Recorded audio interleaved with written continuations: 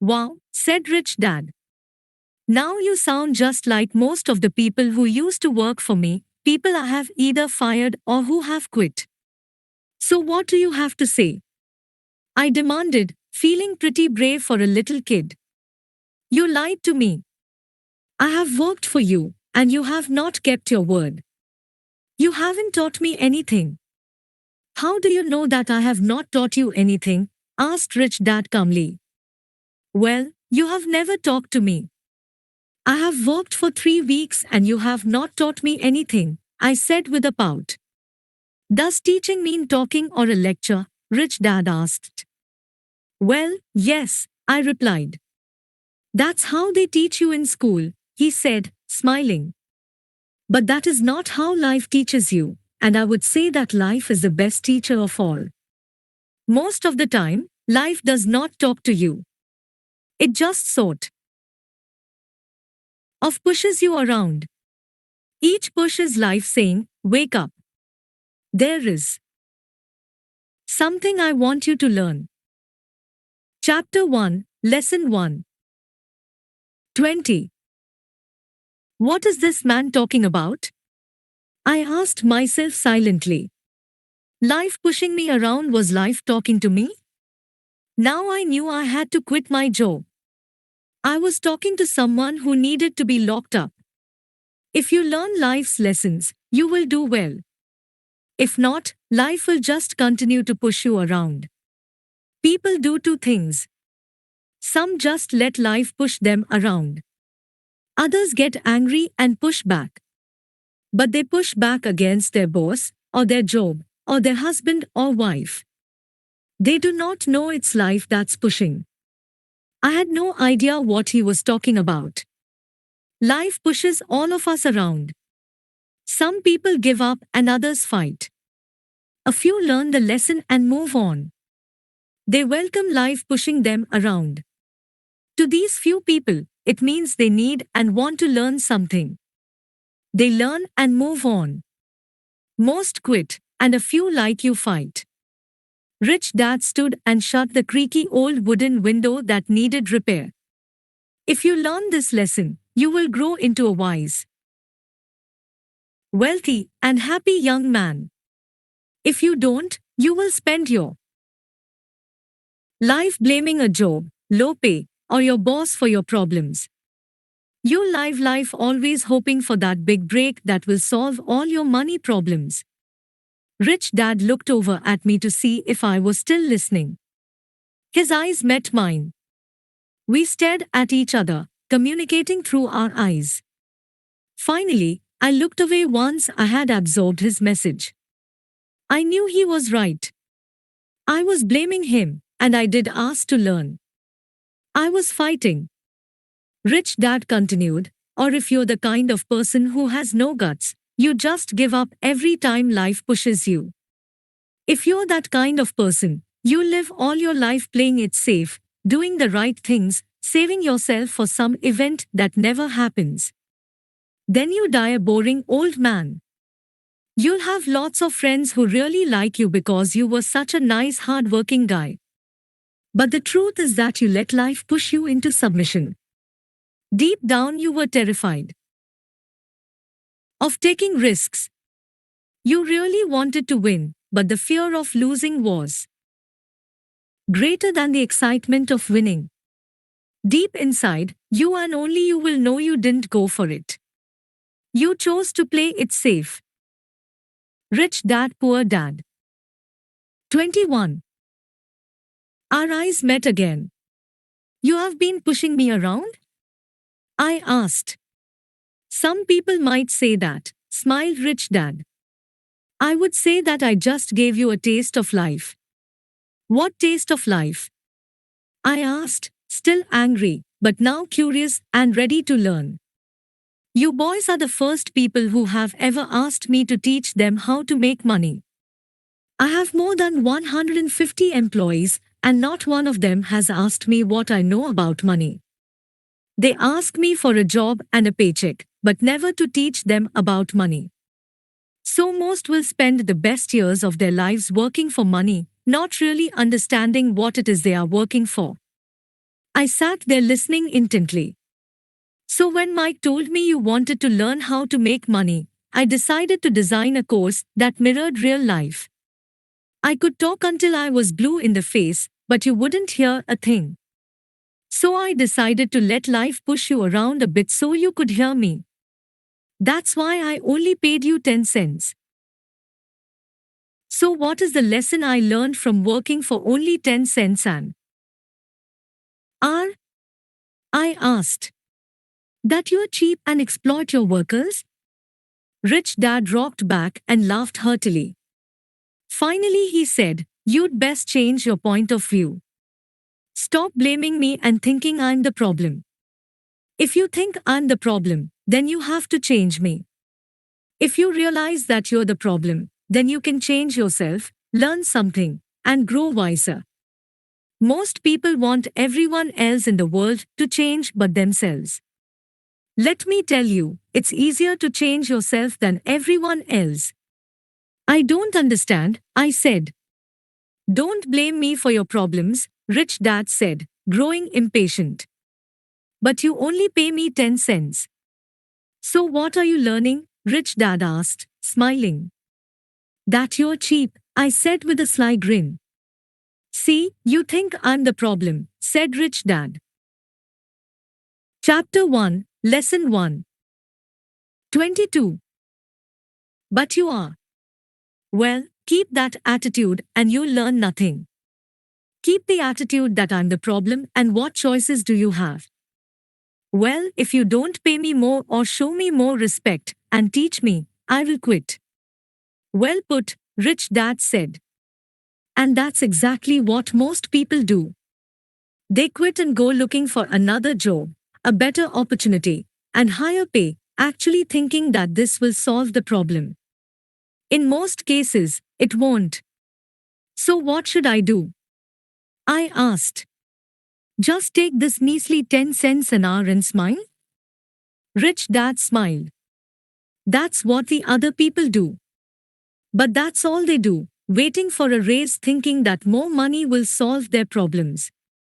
Most just accept it, and some take a second job working harder, but again accepting a small paycheck. I sat staring at the floor, beginning to understand the lesson Rich Dad was presenting.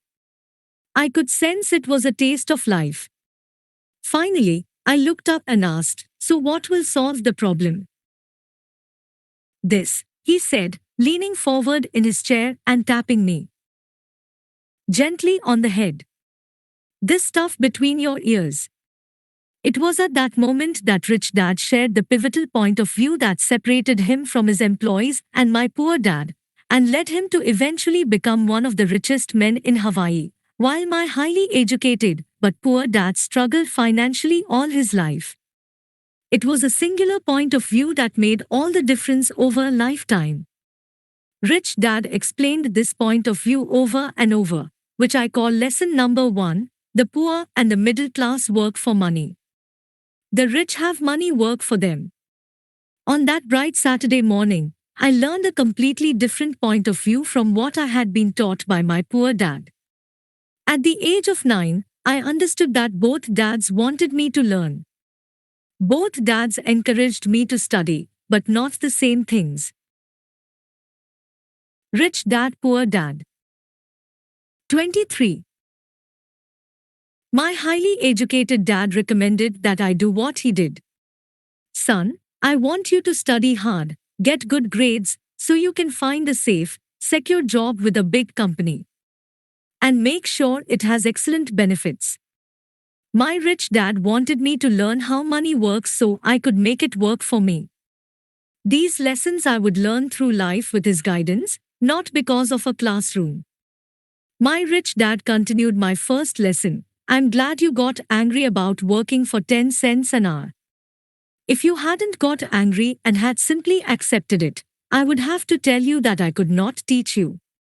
You see, true learning takes energy, passion, and a burning desire. Anger is a big part of that formula, for passion is anger and love combined. When it comes to money, most people want to play it safe and feel secure. So passion does not direct them. Fear does. So is that why they'll take jobs with low pay? I asked. Yes, said Rich Dad.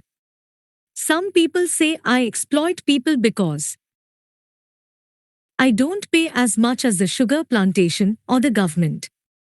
I say the people exploit themselves. It's their fear, not mine. But don't you feel you should pay them more? I asked. I don't have to. And besides, more money will not solve their problems. Just look at your dad. He makes a lot of money, and he still can't pay his bills. Most people, given more money, only get into more debt. So that's why the 10 cents an hour, I said, smiling. It's a part of the lesson. That's right, smiled Rich Dad. You see, your dad went to school and got an excellent education, so he could get a high-paying job. But he still has money problems because he never learned anything about money in school. On top of that, he believes in working for money. And you don't? I asked. No, not really, said Rich Dad. If you want to learn to work for money, then stay in school. That is a great place to learn to do that. But if you want to learn how to have money work for you, then I will teach you that. But only if you want to learn. Chapter 1, Lesson 1. 24. Wouldn't everyone want to learn that? I asked. No, said Rich Dad, simply because it's easier to learn to work for money, especially if fear is your primary emotion when the subject of money is discussed. I don't understand, I said with a frown. Don't worry about that for now. Just know that it's fear that keeps most people working at a job. The fear of not paying their bills, the fear of being fired, the fear of not having enough money, and the fear of starting over. That's the price of studying to learn a profession or trade and then working for money. Most people become a slave to money and then get angry at their boss. Learning to have money work for you is a completely different course of study? I asked. Absolutely, Rich Dad answered. Absolutely. We sat in silence on that beautiful Hawaiian Saturday morning. My friends had just started their little league baseball game, but for some reason I was now thankful I had decided to work for 10 cents an hour. I sensed that I was about to learn something my friends wouldn't learn in school. Ready to learn? Asked Rich Dad. Absolutely, I said with a grin. I have kept my promise. I have been teaching you from afar, my rich dad said. At 9 years old, you've gotten a taste of what it feels like to work for money. Just multiply your last month by 50 years and you will have an idea of what most people spend their life doing. I don't understand, I said. How did you feel waiting in line to see me, once to get hired and once to ask for more money? Terrible, I said. If you choose to work for money, that is what life will be like, said Rich Dad. And how did you feel when Mrs. Martin dropped 3 dimes in your hand for 3 hours of work? Rich Dad, Poor Dad. 25.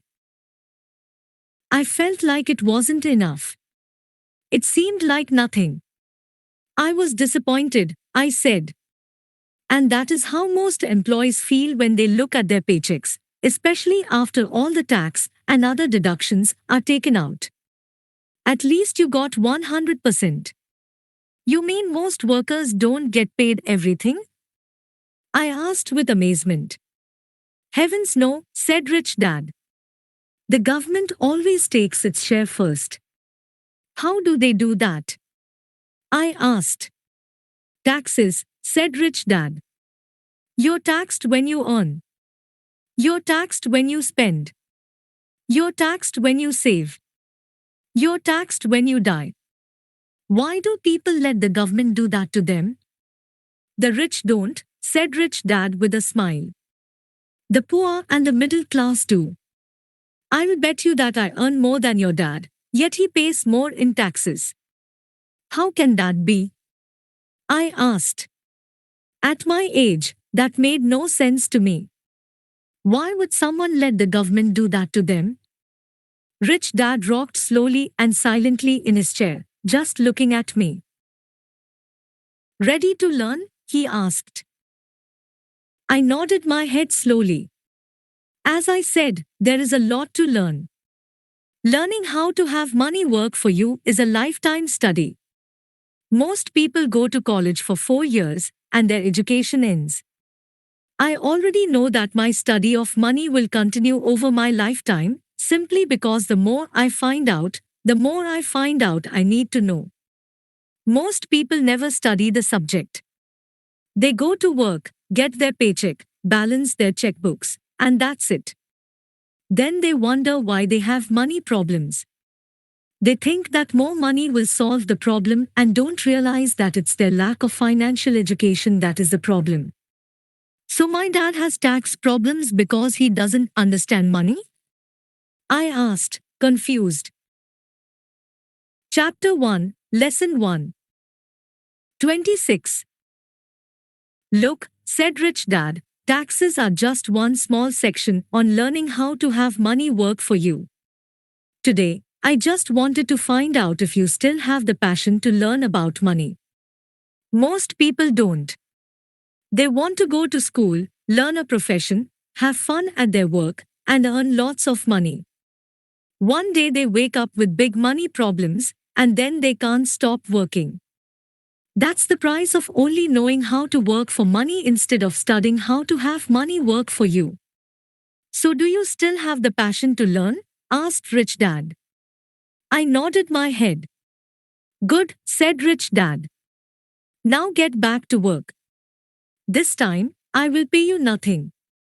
What? I asked in amazement. You heard me.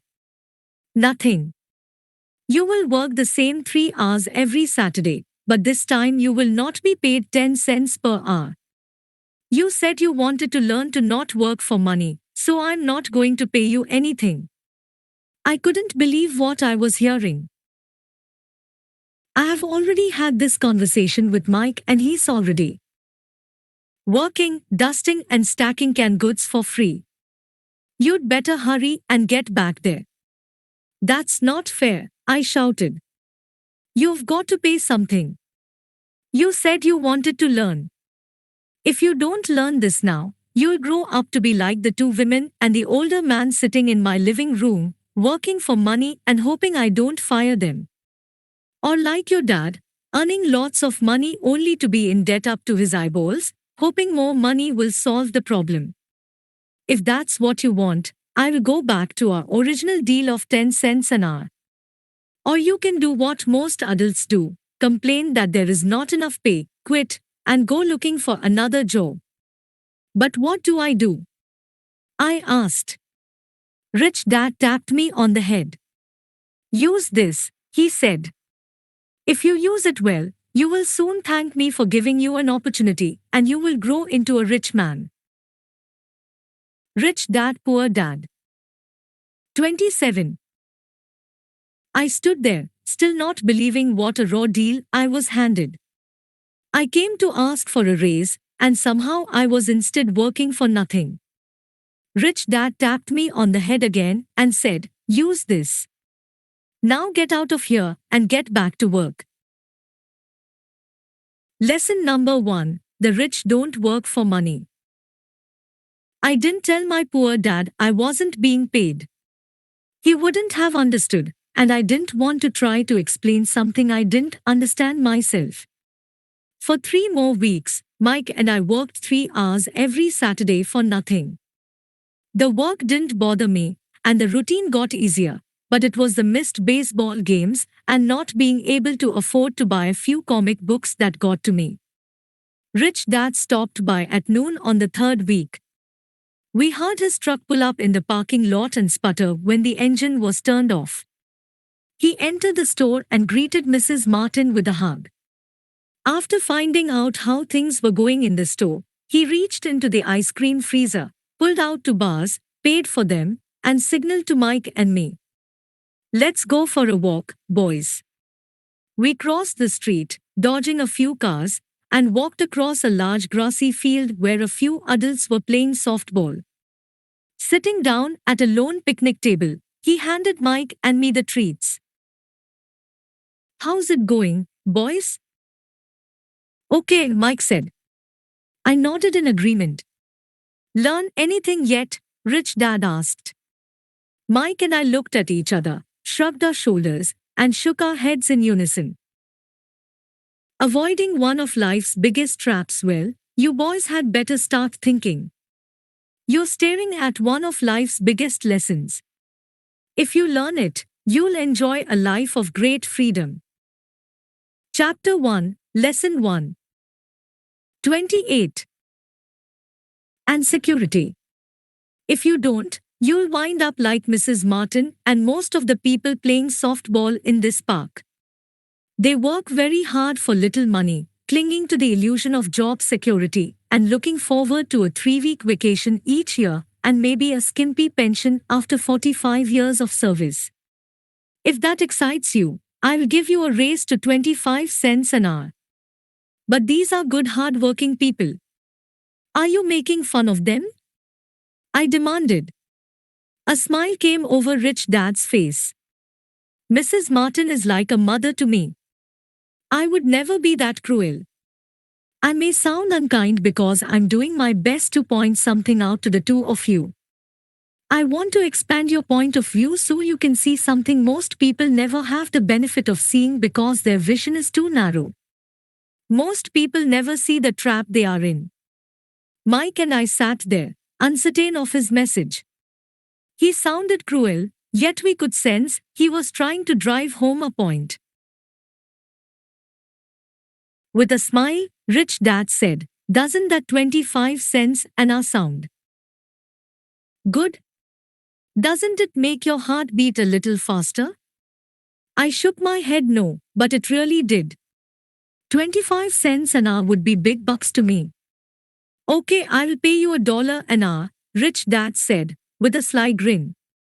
Now my heart started to race. My brain was screaming, "Take it! Take it!" I could not believe what I was hearing. Still, I said nothing. "Okay, $2 an hour." My little brain and heart nearly exploded. After all, it was 1956 and being paid $2 an hour would have made me the richest kid in the world. I couldn't imagine earning that kind of money. I wanted to say yes. I wanted the deal. I could picture a new bicycle, new baseball glove, and the adoration of my friends when I flashed some cash. On top of that, Jimmy and his rich friends could never call me poor again. But somehow my mouth stayed shut. The ice cream had melted and was running down my hand.